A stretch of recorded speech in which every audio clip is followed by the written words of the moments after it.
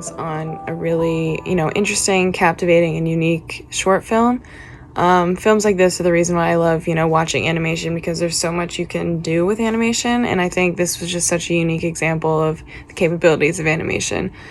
And I thought it was extremely captivating throughout, and it was something I've never seen before. And I thought the music matched really well with the images, and overall, I thought it was really cool. So good job. Absolutely mesmerizing.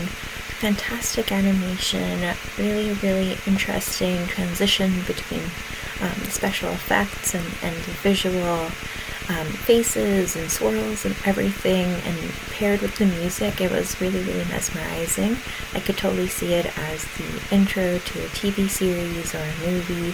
It was really great. It seems like the main purpose for this film was to show off this very unique and very cool kind of mercurial computer animation, and then sort of bookend it with this image of a fox. But it seems that the main purpose was to show off this sort of, I would say, kind of new technology. It's very cool. It's just a lot of faces sort of forming and disintegrating and becoming other things, and forming and disintegrating in sort of this fluid way, kind of reminiscent to like the films T2 and The Abyss, with that sort of animation, that original sort of silvery animation. How did you do this? I don't even. I'm trying to wrap my head around this technology. It's incredible. It's incredible. I don't even know what to call it. Photorealistic animation, I guess that's the note that I took. I was like, I can't think of anything else to call it. 3D, I don't even know, like molding. I don't even know what to call this. I don't know how you did this. It is spectacular. It is thought-provoking. It is intense. I felt things. No one was saying anything. It was just piano and strings with the music.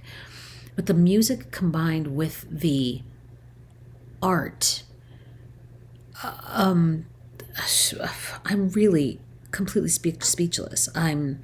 It's mind-blowing. Truly, and thought-provoking. It's beautiful to look at. I love the gray on gray tones, the gunmetal tones. The faces are so realistic. It's like you cast them from humans and then animated them with motion capture or something. I don't even know, but it's really special. And I loved it. Congratulations. That was really cool.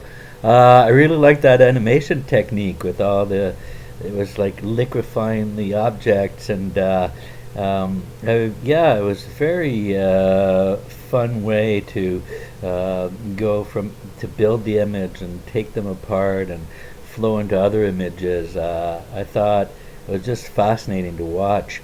I really liked the use of light in this. The play between light and shadow was added a lot to the aesthetic of the film, and it really made the sculptures stand out.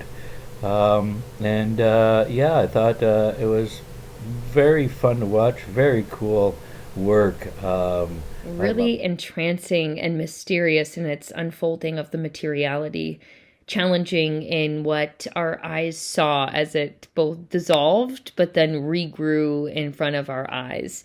And it almost had this outer worldly like texture. It just made me think of the ephemerality of humankind and how quickly we are on Earth and how quickly we dissolve away. The ashes to ashes, dust to dust, I felt was a prevalent theme throughout.